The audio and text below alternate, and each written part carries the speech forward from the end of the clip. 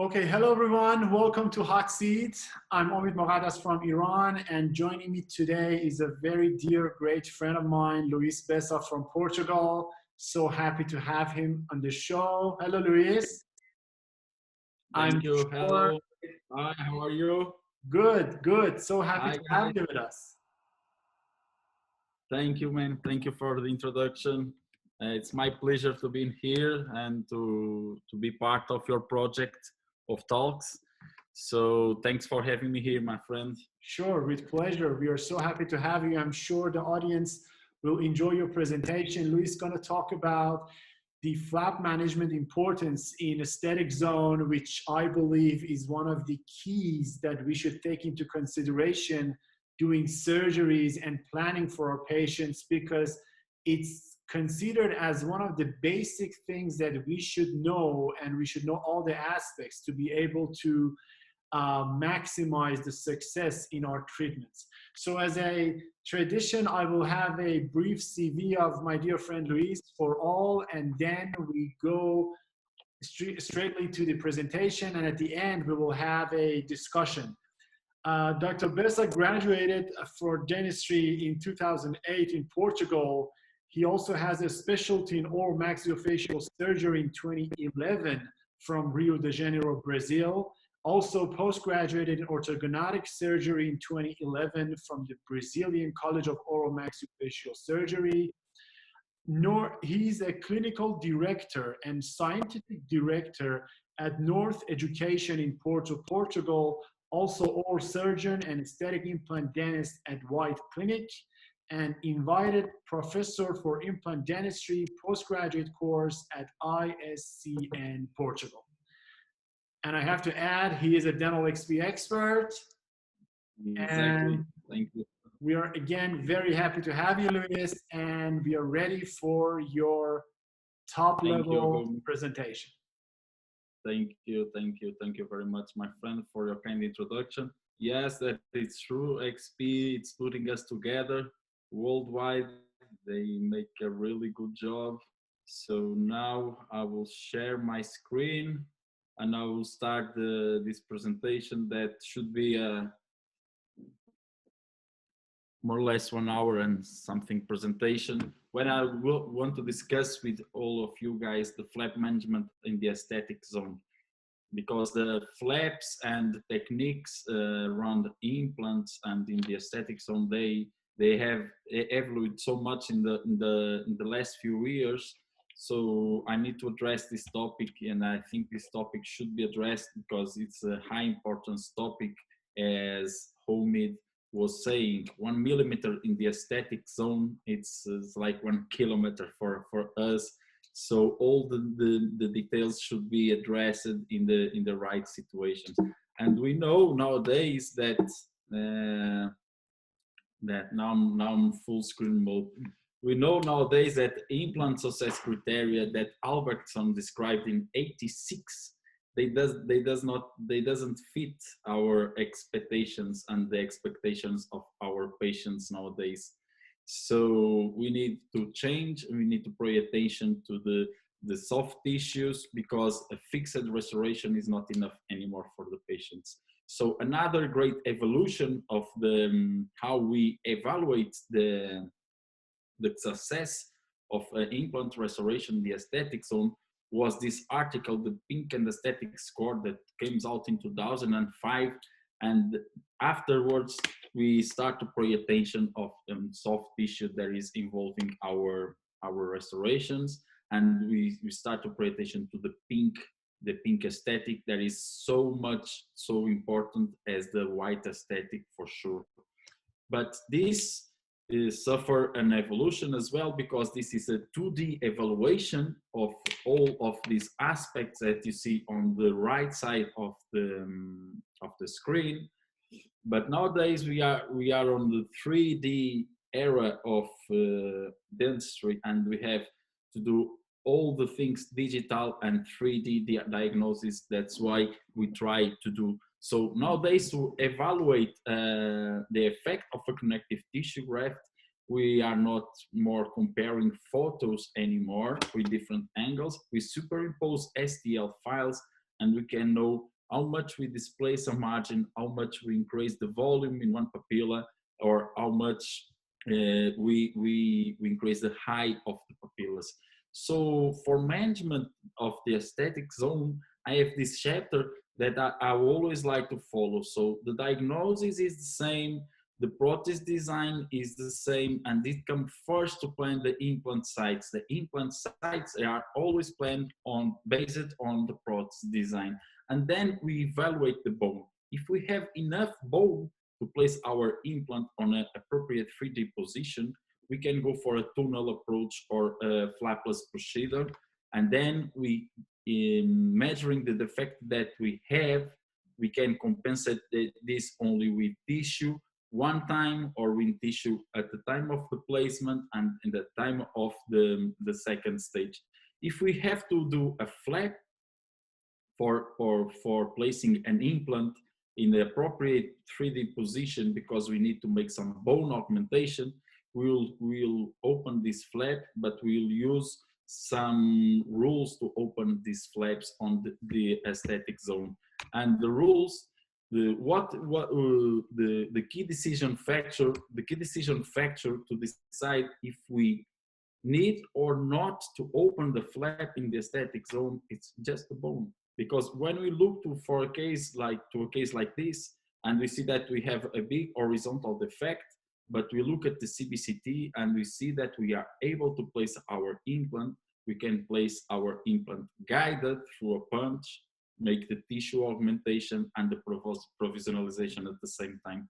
But as you can see here in the photo on the right side, on the bottom, I was struggling with the papillas areas at this time, because I was putting too much volume on the buccal side and the areas of papillas.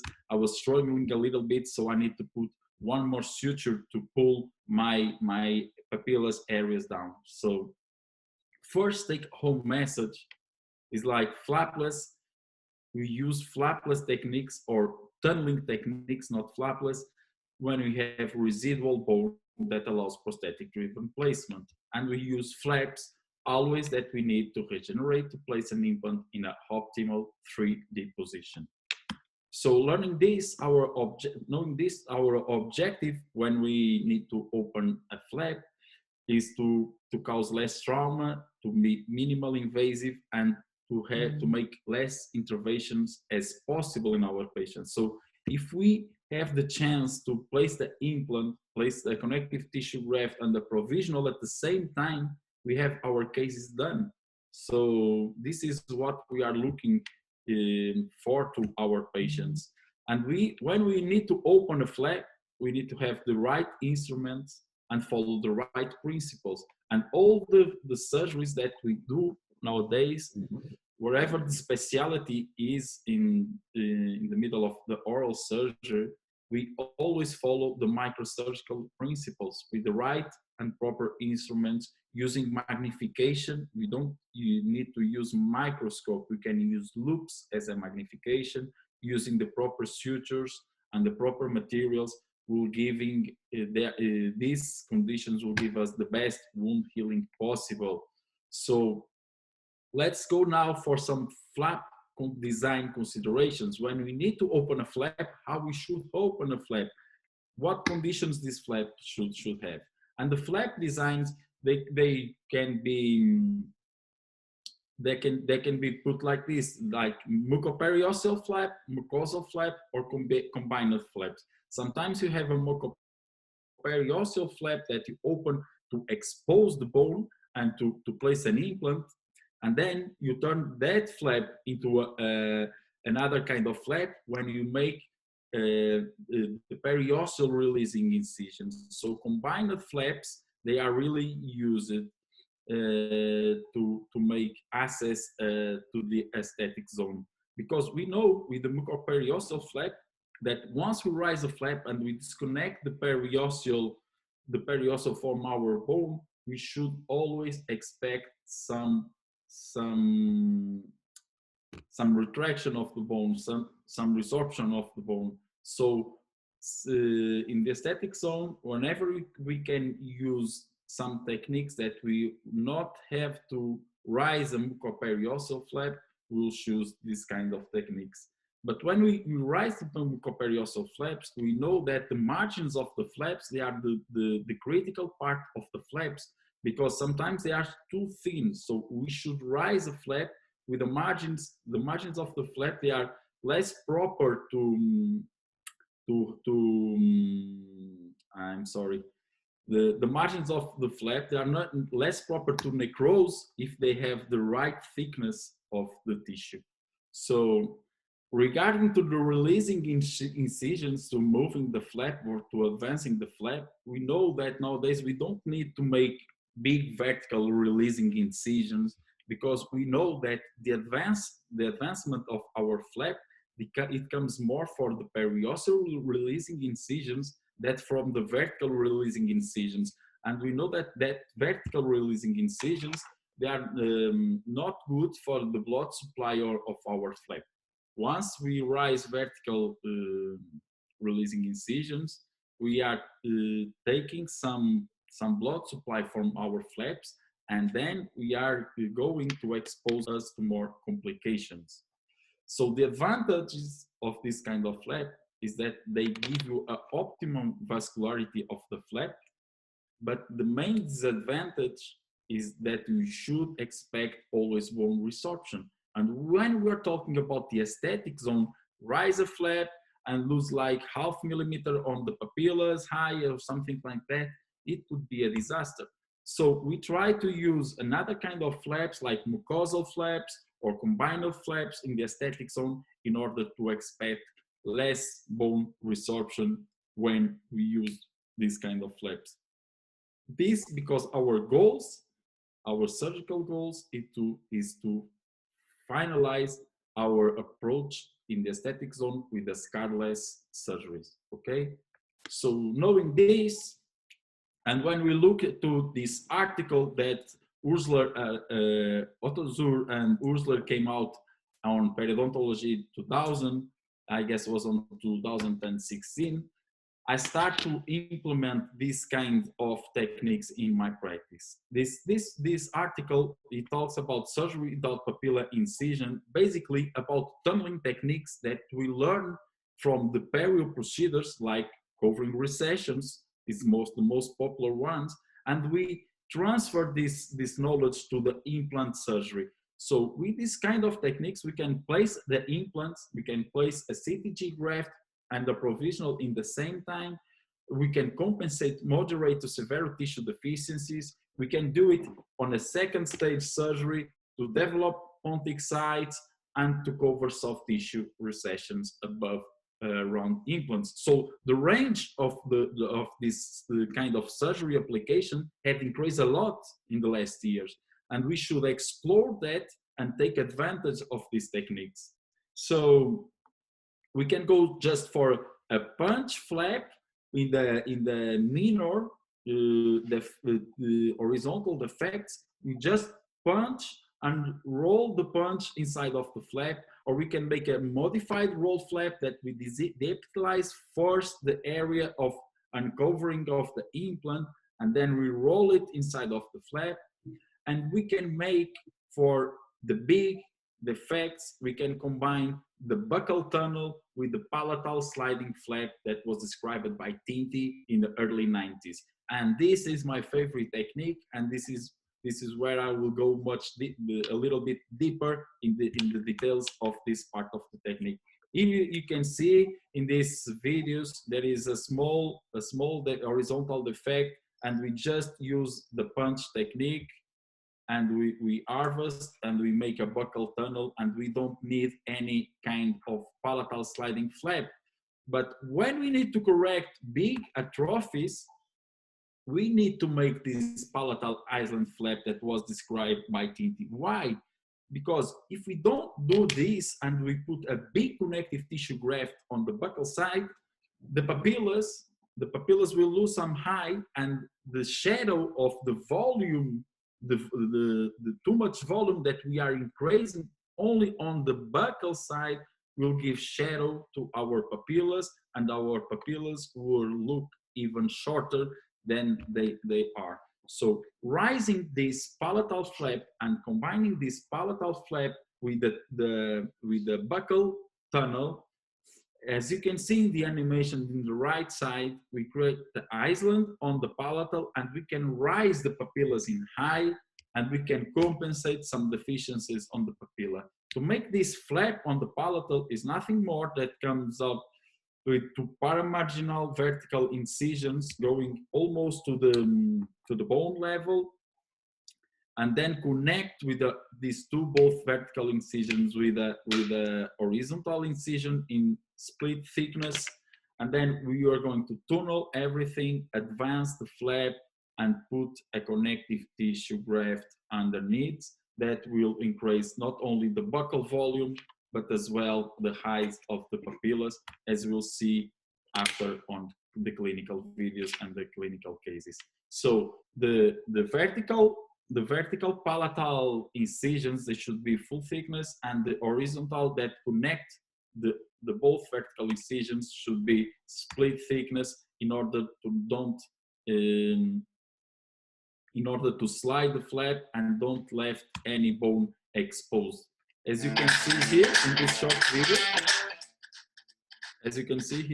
short video, you use different several blades to make the incisions that I will go deeper on the explanation in the clinical case. And we combine this palatal flap with a tunnel approach. We rise the papillas on full thickness in order to mobilize vertically the papillas, and we put a connective tissue graft in the first 3 millimeters of the ridge in order to have plenty of volume. This is another case. This is a case that we place the implant at the same time with just one punch technique, and this, you can see on the right side, there's a big collapse, there's a big defect, but the bone is there. So we just place the implant and we make our tunnel access on the buccal. And in this case as well, we don't need to rise the palatal flap. As you can see, you just place the connective tissue graft, and we put the provisional at the same time, and you'll see that the healing is almost perfect. Is the effect before the surgery, and this is 8 days healing with just one punch, one connective tissue graft, one provisional, everything done at the same time. This patient will come later on after the integration of the implant, and we just need to transfer the emergence profile and the implant position site to the lab, and we can finish this work in one appointment. So this is our goal, to make everything in one stage, put the patients not coming so often to the clinic because they don't like it. And I guess that it's not only a good way to treat the patients, but they're good marketing to the clinic. So I prefer this kind of techniques because you see, even here, if everything is done right, if you open a flap in the area of the papillas, you have a full thickness flap, and when you suture, you cannot put, you can left your sutures loose, but you will have some compression on the areas of the papillas. And it's very different if you use this kind of flap, because when you use this kind of flap, you can rise the area of the papillas, and you'll see here in the video that I make a punch on my connective tissue graft, and I will screw my provisional through the punch, so I have like almost a platform technique. I have connective tissue that is covering my surgery site from the buccal side to the palatal side, and stays on the crest as well, giving volume to my papillas. That's the beauty of this technique. So you see the final picture here. And now we are going through the first case, and this is a case that we have residual bone, but we have soft tissue, horizontal and vertical collapse. This patient went to make an apicoectomy and came out with a flip-flop. Sometimes people need to choose better the clinics, because this kind of things, this is really this cannot happen. This is a failure of the plan. They did a case without plan, nothing, because we cannot say to the patient that it's going inside of one surgery to cut the apex of the root, and we cannot extract the teeth of the patient during the surgery, I guess, in my opinion. So in this case, as you can see at the beginning, we are without papillas almost. If you see in the photo on the left side, but the bony peaks on the X-ray were there. So we try to do this case as minimal invasive as possible. This case has, I guess, 4 or 5 years now, and 5 years ago, guided surgery was popular, but was not so easy to get it on the office because it's expensive. Nowadays, we are doing everything or more or less everything in-house. The simple cases we can design, we can print, but 5 years ago, that was not the reality. So for this case, we order a guide for the lab, and we are going to open a flap in order to do a platform technique augmentation, a modified platform technique augmentation. What that means?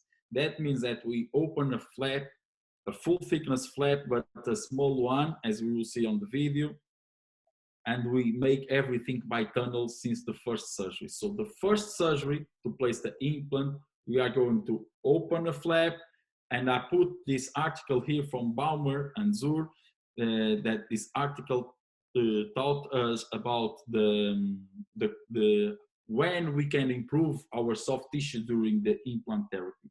And in this case, we are going to place a delayed implant that doesn't need the double layer technique because we have enough bone to make an expansion with the osteodensification burst, and just to place a connective tissue right now.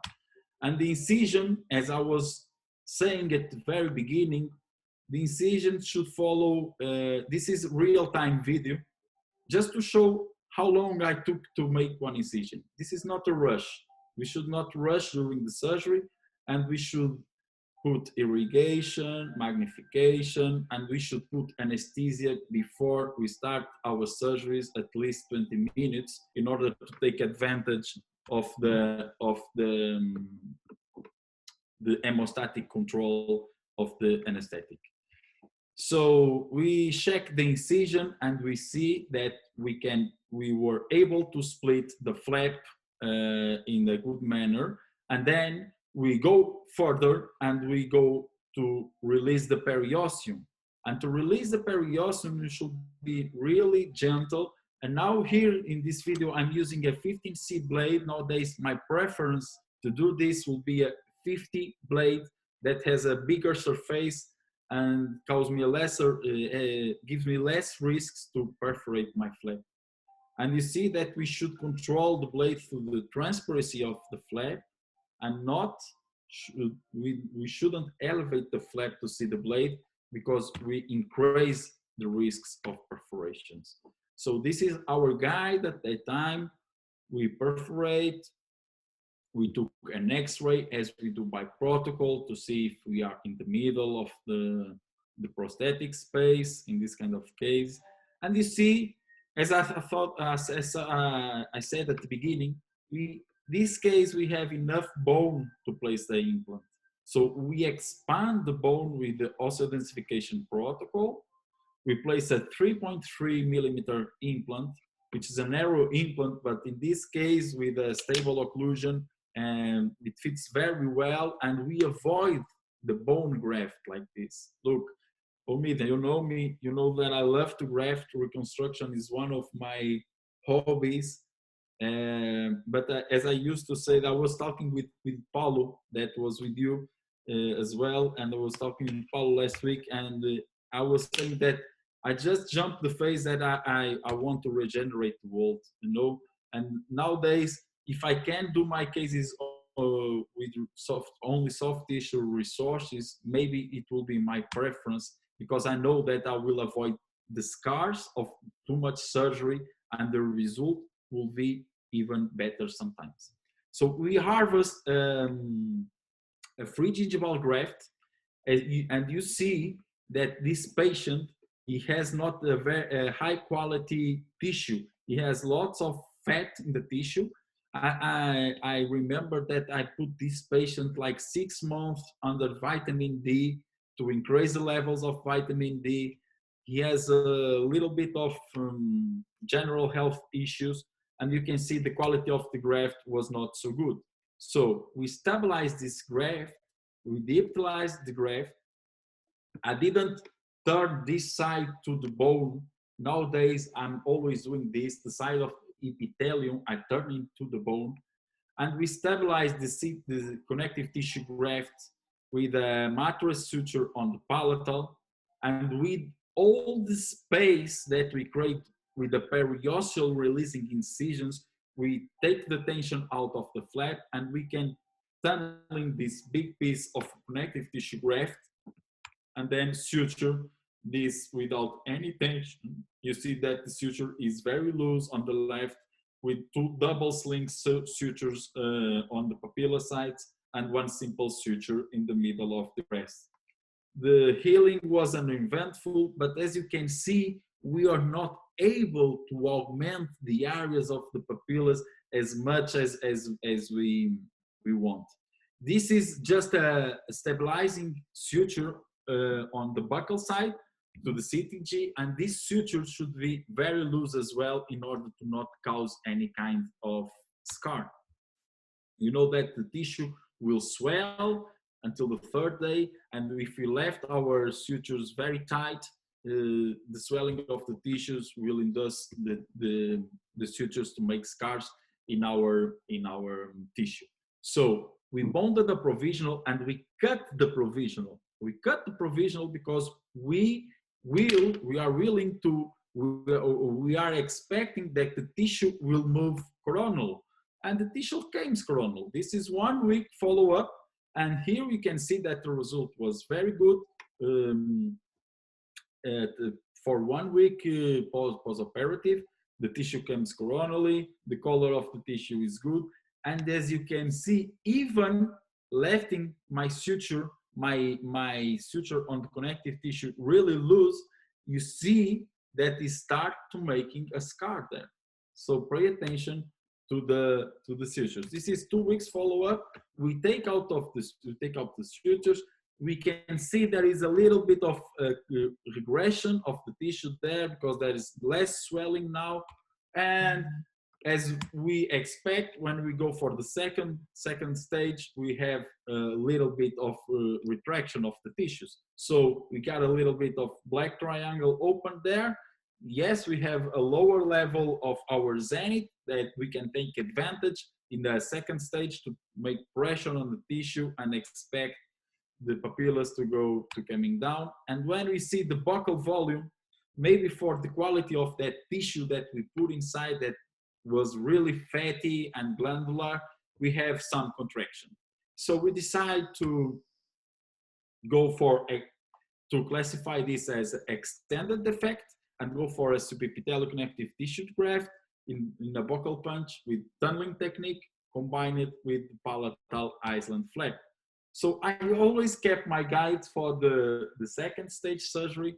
So I guide my punch and I go through the implant, and it's very important to place this punch in the correct position, mesial-distal, because we need to left the area of the papillas there. We cannot use a wide punch that took out our papillas. So this is a very important part. And as you can see, we make the vertical incisions and we start our palatal flap dissection. We rise the papillas up and we introduce a piece of subepithelial connective tissue graft, because that's the second graft. And in the aesthetic zone, sometimes when we use more dense grafts, it comes up a little bit tricky, especially when you don't cover all the grafts. So here you can see that we place like a 4 millimeters cover screw, and we can rise the tissue, and we bond another provisional, and we cut even more the provisional. So we wait, and the tissue comes to the provisional, and then we start to work this tissue with the first screw provisional at this time. You see that now we are plenty of tissue. We have tissue on both papilla areas, and now we start to screw our first provisional. And after the work with the provisionals, we get into a emergence profile like this, with tissue in both sides, in both papillas, crossing down from the buccal part to the palatal one. And as you can see, it's not a reconstruction of papilla that I guess this is a very, very tough term and very hard term, but as you can see, we can make some illusory papillas that are covering our neighboring the interproximal areas of the teeth, and we can move from a flat design to a scalpel design. And you know, for me, that this kind of maneuver in the aesthetic area, this is like running a marathon. And we were able to finish the case with a good buccal contour, with tissue in both sides and volume in both sides of the papillas, and without any scar, with color of tissue almost equal to the contralateral. So this is the main objective of mucogingival surgery nowadays. So if we have, now let's see another case. If we can use guided surgery, for example, and we have a small defect, maybe we can do just a punch, a tunnel, a buccal tunnel, and we can do everything at the same time. Take the impression for the final crown, as you will see in this case. We are not on the age anymore that we spend lots of time on condition of the tissue, because we know, now we know that if we have the implants in the right position and we have enough volume of tissue, the tissue will adapt to the design of your restoration. You don't need to adapt a restoration to tissue or to adapt the tissue. You need to design the perfect restoration with the perfect margin, and the tissue will come, as you will see on this next case. So in this case, we use guided surgery tunnel approach with connective tissue graft. And again, as you can see here on the STL, when you see the defect, maybe you see, oh, I need to do a bone graft. But when you see the evolution of the case and how much we did augment with only one connective tissue graft, say, wow, maybe we should diagnose better our cases. And if we diagnose better our cases, maybe we'll have to graft less bone and to graft more tissue. So we start the case. The case was a full mouth rehabilitation with several years, and the patient has infection, endodontic problem, and lose the 12. And this was the scar that was left by the infection and due to the problem. We plan this with Artugate system. As you can see, the image running on the video, they are not from this case, but if you focus on the section and transection view there is on the bottom right of the screen, you can see that we have enough bone to place an implant on the 3D prosthetic with perfect position. So we go for guided surgery and tunneling approach. Why? Because this is the less invasive approach that I can give to my patients, and that works better in my hands. So we go for guided surgery for following the indications of the manufacturer, and we took the final impression at this stage. Not the final, but the impression for the screwed provisional that we are not putting on this day, because once we have the neighbor teeth prep, we don't need to load the implant, and we can provisionalize with the same aesthetic result. So I love this blade. Let me just introduce this blade. This is the Viper blade from the MJK. This is for me the best blade to make sulcular incisions nowadays, because it has a really small size and the right shape to cut in both sides, and he has lots of cut power, and it doesn't lose the cut power so fast as the other blades. So I love this blade to make the intrasulcular incisions, and it's always the same. We make the intrasulcular incisions, we go until the mucogingival line, we split after the mucogingival line superficial in order to take out the tension of our tissues, and then we rise the papillas. And as you can see here, we don't have any necessity to make in conjunction the palatal flap. When we don't have to do it, we don't do it. We just make a buccal tunnel and that's it. If we need to put a big piece of connective tissue graft, yes, indeed, we should do the palatal advancement, because as well, another reason to do this is not doing this, we not displace the mucogingival line so much to put to advance our flaps only from the buccal side, because we advance as well from the palatal side. So we rise the papillas here, and as you can see, we harvest a piece of we harvest a free gingival graft that we deepitalize from the posterior part of the palate. As you can see, the white aspect of this connective tissue graft very different from the aspect from the first case, and we stabilize our connective tissue graft with the sutures, and this is the pre-op and the post-op. And sometimes I'm always saying this, when I use this kind of connective tissue graft at the end of the surgery, I always look and I say I should have used a thicker connective tissue graft, but time tells me that I'm wrong, and we should not use thick connective tissue graft from the posterior of the palate in the anterior area, because this could create even aesthetic problem, even worse than the depression that the patient had at the beginning. You know that sometimes the patients, they need us to explain that they have this kind of problems in the mouth because they don't realize it so fast. So we place the implant, we place a cemented bridge on neighbor tooth, and this is the result at 1 week. You see that the healing is uneventful, and you can see the volume is there, and with the maturation of the tissues in the next month, it will even be better. And you see that the tissue is completely adapted to the bridge.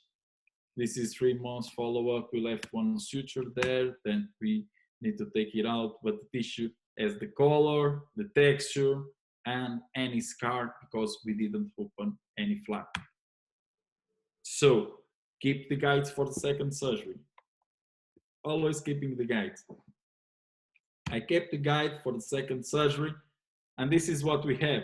And now, when we screw the provisional, we screw the first provisional, we will see the tissue will adapt to the restoration that we designed. And we don't have to condition the tissue with 1 provisional, 2 provisionals, head composite. No, if you have the tissue there and the implant is in the right position, we just need to press the tissue. The tissue will come. You see the papillas are in the right place, the zenith is in the right place. And then with this concept that we're creating nowadays, the programs and the softwares from the intraoral scanners, they come with this kind of tool. But before that, we are doing this by ourselves, the superimposition of the STL scans, because this gives us real measures. It's not like one photo. And here you can see in detail that we make a digital probe, and I'm not able to measure 2.3 or 2.35 with my eyes, but I'm able to measure that with superimposition of STL scans and this kind of tool. And this kind of tool and this kind of analysis that we are doing since like 3 or 4 years, we know how much volume we can augment with only 1 connective tissue graft, and what effect this augment as on the papillas. Now the video, sorry guys, let me just see if I can show this video. This is how much we can augment with just one connective tissue graft from this situation to the previous situation that we are seeing before. And then we finish the case. We just send this case to Andres Azevedo, that is a great technician, and he modifies the surface of my tie-based abutment. Send me this trying, we trying the patient, and then Andre makes a beautiful job because he has to match 3 elements with the rest of the mouth that is all ceramic, but is in the mouth since 8 years. And this is the design of our restoration, following all the principles, and the screw restoration. And you see that the tissue is beautiful at the end before screw the restoration. Look at the texture of the tissue. Look at the height of the papillas. Don't even we have one scar because we don't open the flaps. We make tunneling flaps. When we don't need to open, we don't open flaps on the aesthetic zone. And this is the complete integration of the restoration. And you see beautiful aesthetic developed by Andres Azevedo. And you see that the volume is there, the bone is there, the tissue, the color, the texture. This is the objective of our surgery on the aesthetic zone, to finalize our cases like this with scarless surgery. Okay, so now we go for a case. How much time we have now, Omid? We have enough time to continue. How long do we start? I think about 45 minutes. Till now. Okay. So we are more or less on the middle, I guess. So now I'm going to show you an early placement case. That early placement, we all know that is one of the most well-documented techniques on the literature. Early placement with contour augmentation, described by Danny Boozer, which is contribute for implantology is tremendous, and we should respect these kind of authors because they spend one life studying for us and giving us the reference. So in this case, we are placing the implant. At the same time, we make the contour augmentation using the anterior nasal spine in a double layer fashion technique. We cover the implant with autologous bone, and then we put a layer of xenograft, and then we put we use a pericardial membrane, Jason from Botis, that I like a lot as a resorbable membrane. No disclosure aspects here. I'm just talking about the brand because I remember.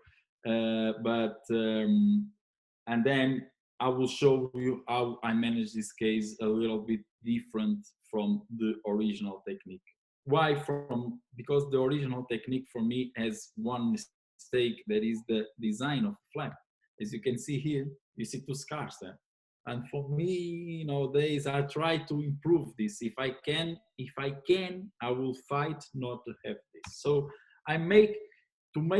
look, I can show you cases of 3D reconstruction. As I showed the case in the flap in the beginning, is always more or less the same flap. If we are talking about one teeth reconstruction, I open one papilla from one side, and I put if I need to make some vertical releasing incision, it will be on premolar and not on the aesthetic zone.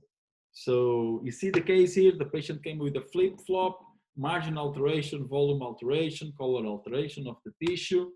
So we cut the flip-flop, let the tissue heal, and then we go for the surgery. And as you can see here, my releasing incision is not on the premolar because he doesn't have the premolar, but is distal to the cuspid, lefting the papilla of the cuspid intact.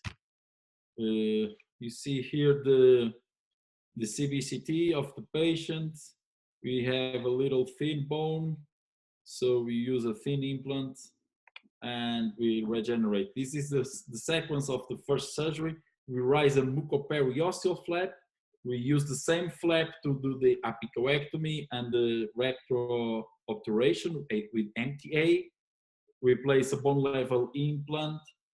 We make the contour augmentation in a double layer fashion way with autologous bone in contact with implant surface and then protect by some xenograft. We use the pericardial membrane, and I always, for 99% of the times, I tag the membranes or I suture the membranes. I'm not a big fan just to left the membranes over the grafts. So this is the healing. We use always the same principles that I talked at the beginning. And as you can see, we have a good adaptation of the releasing incision. The crestal incision was with an eventful healing. As you can see here, before we take out the sutures, this is the image that we like to see when we perform flap surgery, because this is very important that we have primary healing in the early stage of wound healing of our grafts and our augmentation procedures. So we come from this situation, we graft, we wait integration of the implant, and as you can see, we have a good volume of bone now around our implant. If we are followers of Welly-Grunder principles, here we have for sure 2 millimeters of bone around all of the implant, and it should give us stability for our soft tissues in the long-term run. So now for the tissue augmentation, we open one-time flap. We don't want to open any more flaps in these cases. I just open a second time. I just open a flap a second time when I perform Curie technique, and the screws are in the way of the implants. Because even with Curie technique, if the screws are not on the way of the implant, or if the patient show me the screw to the tissue, sometimes with a micro incision we take out the screws, and we go for guided surgery as well, and we don't need to raise a flap a second time, because this makes a lot of sense to me, because the bone that we develop, it's an early stage of development at the 4 months when you want to put the implant. And once you disconnect the periosteum that is above, the periosteum that is above the bone, you can induce bone resorption again. So in this case, we go again for the palatal island flap, combined with the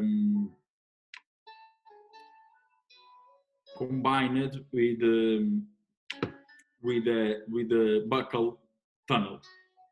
So first we do a punch, and then you see that I will use different blades for every incision. Here I'm using SM69. I should use maybe the Viper blade. It is my preference nowadays to make the intrasulcular incisions. And then I will use number 50 blade, the 50 blade to make the vertical incisions, as you can see in the following seconds. Now you see the 50 blade, and I will make the vertical incisions. One, the same on the other tooth. I correct my incision, and then I'll use a angulate blade from MJK that gives me perfect access to connect these two vertical incisions with a horizontal split thickness incision. And then we start the tunnel, and we start to prepare the buccal tunnel with a bendable blade, with the spoon blade, and with the tunneling knives. And then we go a little bit deeper here in this part, deeper. And when we get to the mucogingival line, we start to split more superficial. in order. And now you can see on the video the papilla starting to move, and we can really see that the papillas will advance a lot. And nowadays we have no doubt anymore. Since we do the analysis with the STL files, we know where the tissue were and where the tissue is. And you see that we can move the tunnel buckle, and the papillas will increase a little bit the height. So we harvest connective tissue, and this is I will go further because this is not the topic here to explain how to harvest, but we harvest and free gingival graft, and then we prepare the free gingival graft, introduce the free gingival graft, and you see if the tunnel is, you can put a big connective tissue graft inside just for through the punch. You don't need any incision, and you can see automatically the papillas start to come. This is very cool. This technique for this. You see that the volume that we can have, and the graft should stay in the angle from the crest to the buccal side, okay? Not only on the buccal side. And we stabilize the graft with sutures. I'll go a little bit faster. And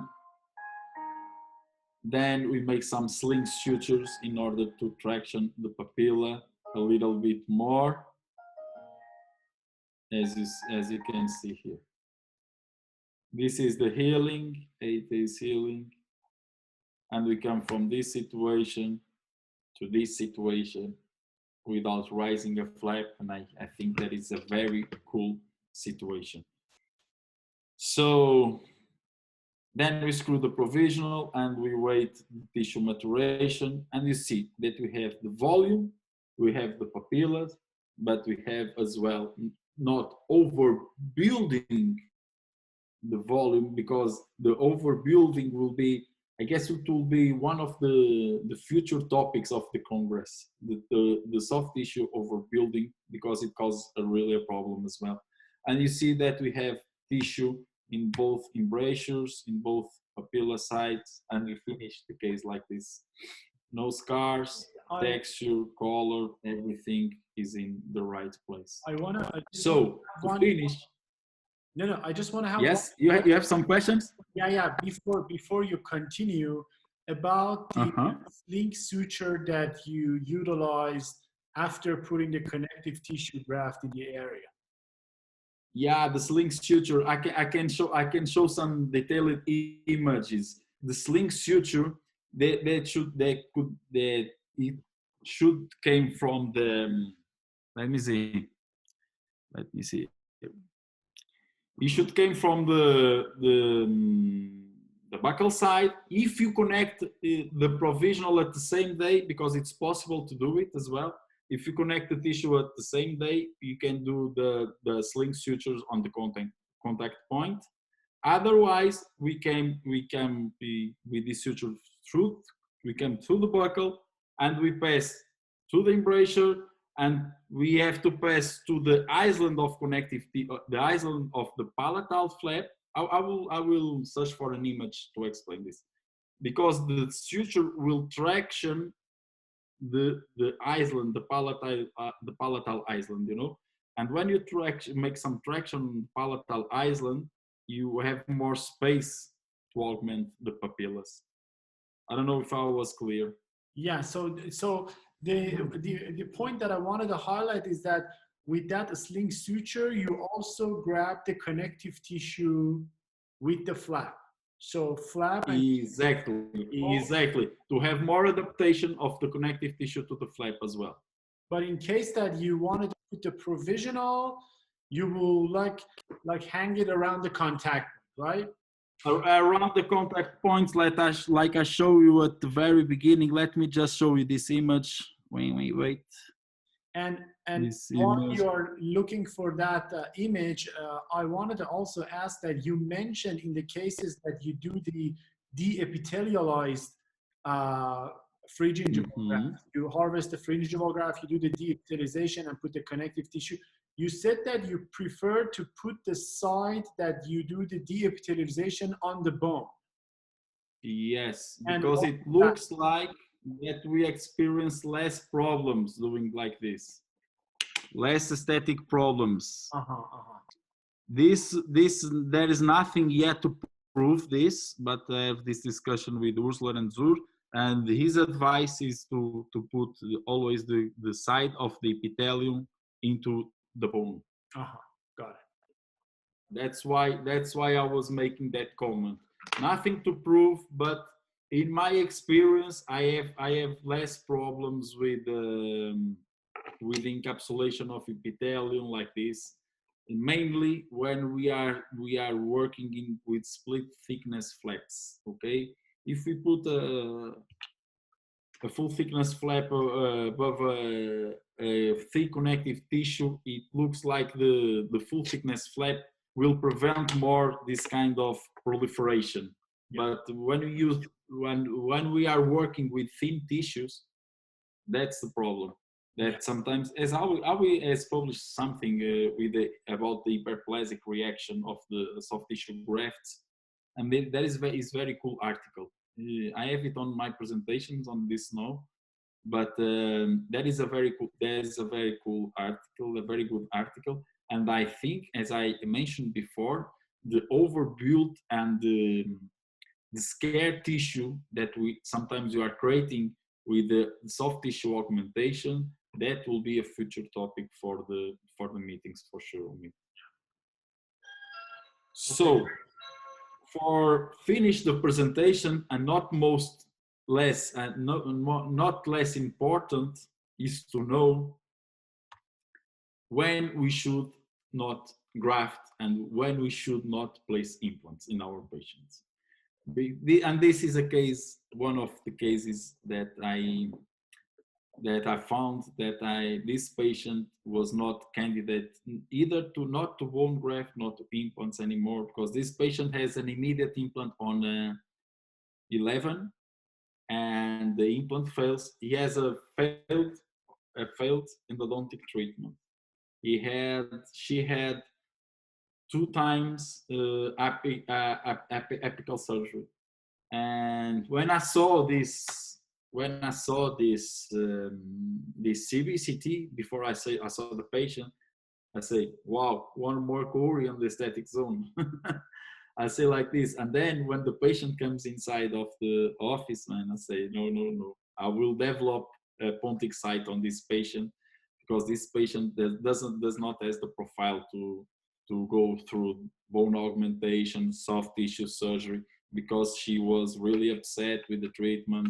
She was crying all the times. So we need not to make treatment plans for the CBCTs and the photos. We need to make treatment plans for the people.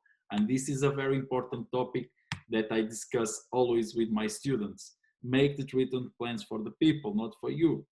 And this is the superimposition of the models after she lost the implant, and after 7 months of contraction of the tissues. And you see that we have a big defect here.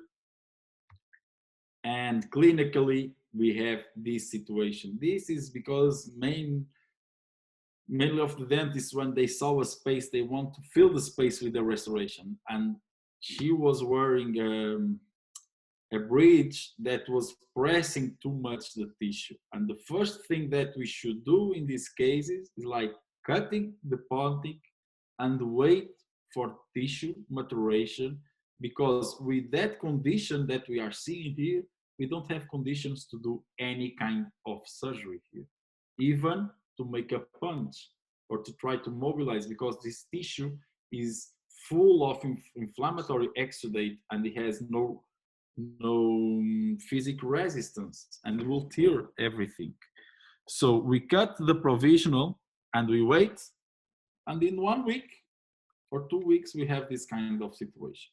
Okay, the lines are not adapted to this bridge, that is true, but we are going to do the surgery with this bridge, and we are going just to rebuild another provisional. And as you can see, we got no papilla here, little short on central.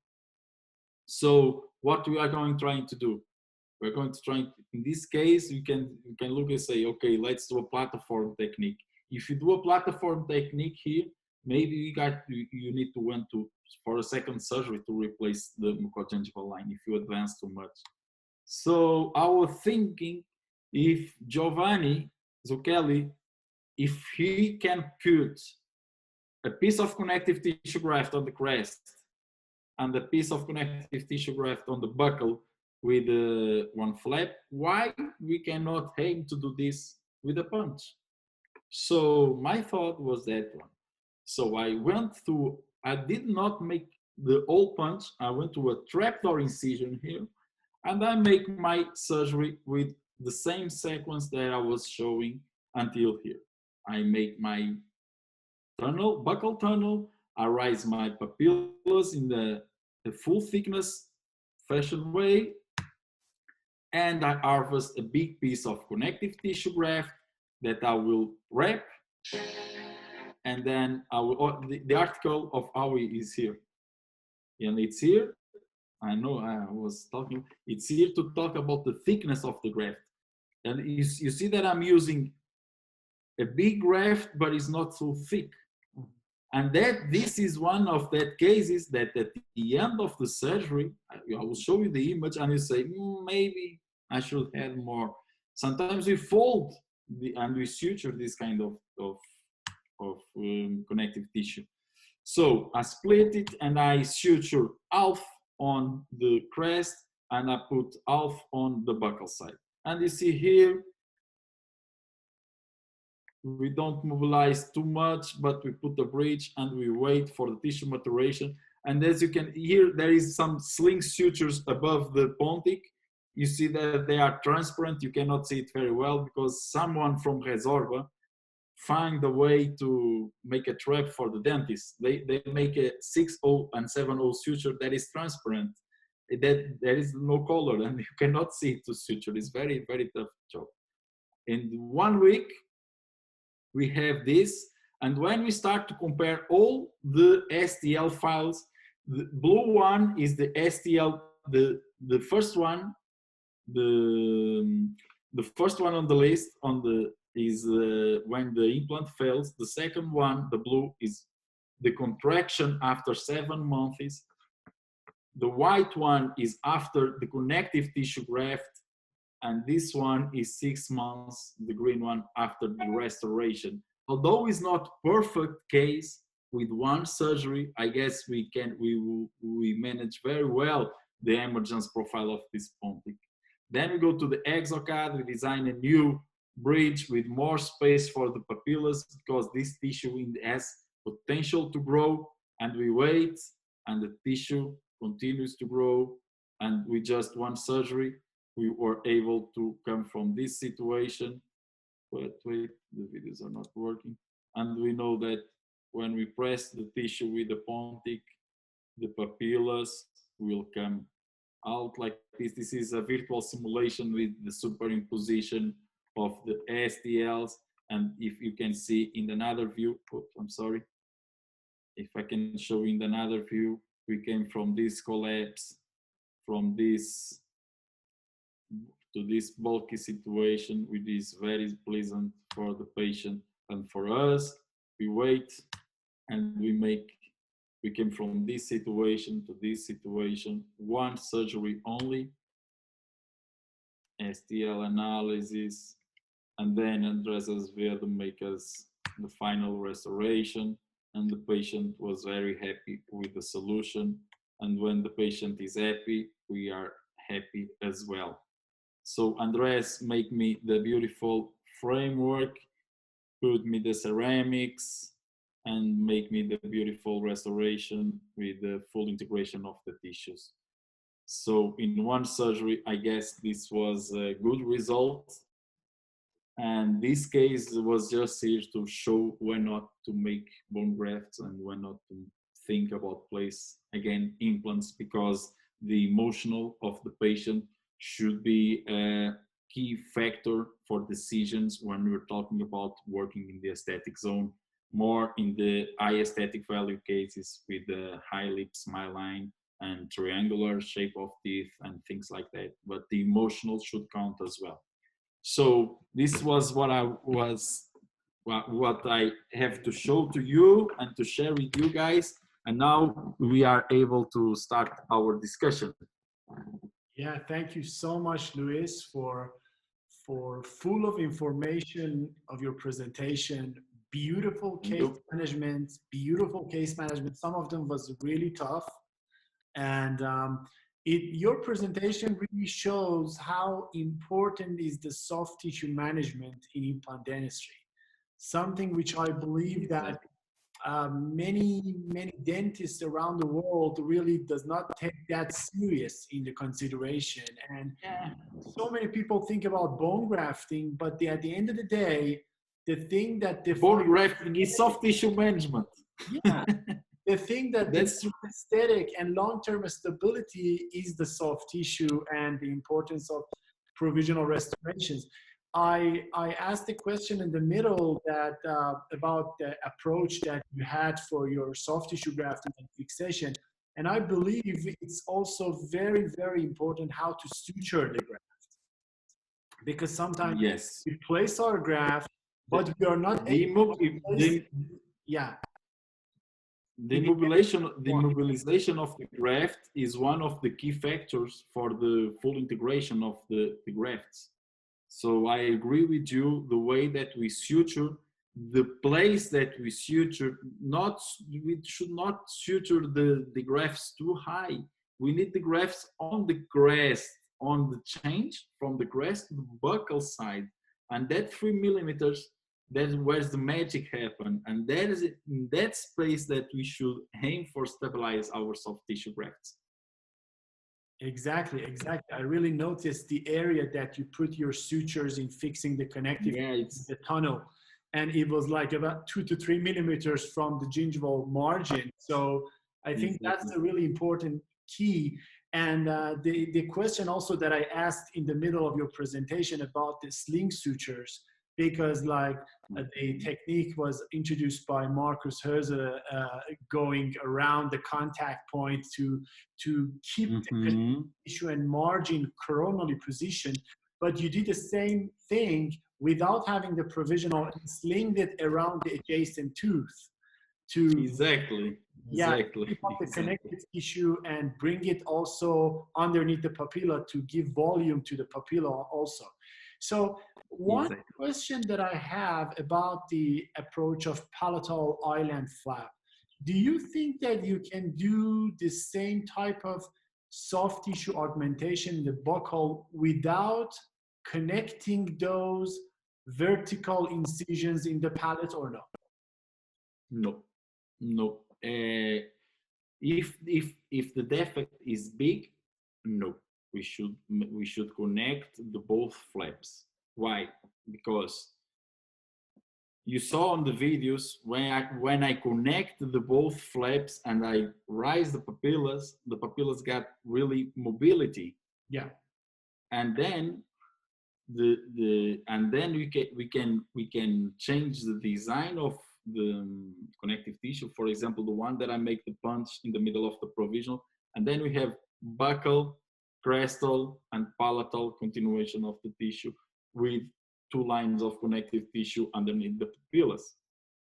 The second reason why we should connect the palatal incisions is that when we place a big graft, the graft will shrink the papillas will be under pressure and they will shrink, and then the volume caused by the graft will make a shadow on the papillas and the case will look even worse.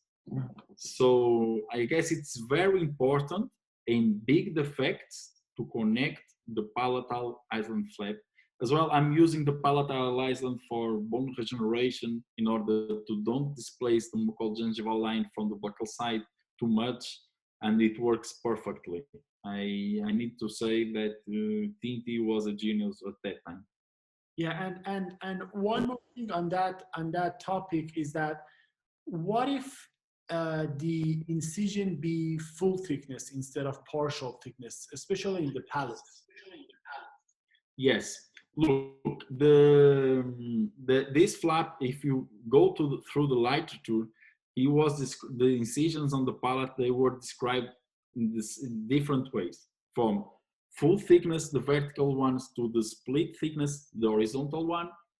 If you take a look on the Ursula's book, he describes as a full thickness, the vertical ones. And if you take a look into the article that I mentioned, the surgery without papilla incisions, if you take a look on the article, it describes in a different way the vertical incisions. And it told us in the article that he made the vertical incisions in different, deeper ways. Mm-hmm. So the technique has been evolving as all the tunnel techniques has been evolving. These ones, they are evolving as well, because sometimes he tells us as well, you can find descriptions that we should split area of the papillas. Ursula tells us to don't split, to take a papilla in a full thickness. So we can find some variations of the description of these both flaps in the literature. And about harvesting the connective tissue graft, do you prefer to harvest the connective tissue graft from the palate or from tuberosity? Look, when I'm talking about the aesthetic zone, I prefer the palate, the posterior palate, but I don't like to use tuber on the aesthetic zone. I only like to use tuber on the aesthetic zone if I have a big, huge defect that I need to compensate. And maybe I don't have bone on this place to make an implant, and I need just to compensate the volume or to develop ovoid pontic or for aesthetics or something like that. But to do, like, for example, immediate implant, I use the tissue from the palatal posterior part. I like a dense tissue, but I don't like to use the tuber. I guess the tuber in the aesthetic zone, mainly when we're talking about thin phenotypes that cannot condense the grafts very well, I guess we could be in troubles using tuber so often on the aesthetic zone.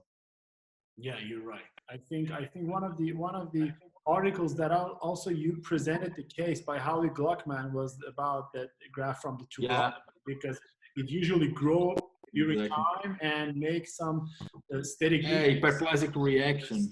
Yeah, exactly. And one last thing about the provisionals, because I think it's a very important topic and it's like a final shot in our aesthetic management. In making provisionals, yes, I think if I remember right, you said that you're not a fan of gradualizing and gradually increasing the shape of the provisional restoration. Yes. You prefer I like to design.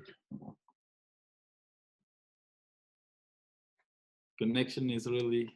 Yeah. Hello? I want to know if you put provisional one time, will it put pressure on the tissue, or do you have any concern of recession or no? Yes. Look, I design my provisionals always with the same principles. Firstly, I find my critical contour and I design my critical contour. And my critical contour should be in the same place that the contralateral tooth. And then afterwards, I evaluate my phenotype that I'm working, and I evaluate how much connective tissue I'm putting under my provisional. But the subcritical contour of the provisional should not make too much pressure on your connective on your graft and on your tissue. Because if you make pressure, you will displace your margin, and maybe your graft will not survive. Mm-hmm. But this is a tricky question, because managing the subcritical emergence profile, if you left too much under counter, you can be in troubles as well, because your margin can come so coronally that you will end with a square tooth, you know. The margin should have, the critical contour should have like some angulation in order to hold the margin of the tissue there, and don't let the margin of the tissue tears down. But in the first phase, I never apply pressure to the tissues. And then afterwards, if I need to apply some pressure, I will change my provisional. I will design it on CAD. I will not put composite anymore because it's more easy, faster. We design it on CAD, you know, print a new provisional, and that's it. Great, great. I think it was a clear. Yeah, it was an important point to mention, and also I want to say that I had the pleasure to have Luis as one of the contributors of the first partial extraction therapy book in Farsi. So a great My case pleasure. by him in the book. So for at least my Farsi language people and those in Iran, I recommend you all, when you look at the book, think about Luis, and you will see his beautiful cases in the book. And Luis, I really want to thank you for your time, your effort. My your pleasure. presentation. Yeah, really made me happy, and hope this COVID-19 things end soon. And as soon as possible. As soon as possible, and we see each other very soon. Hope to host you in Iran one day. Exactly. See you in congresses around the world. Looking forward, my friend. Looking forward. Big hug. Keep in touch. I hope this presentation fits your expectations and everyone that will assist them. And thanks once again for the invitation. I hope to see you soon again. And I hope this crisis ends very soon as well. My friend, big hug. Keep in touch. Big hug. Thank you so much. Bye-bye, homie. Bye. Thank you.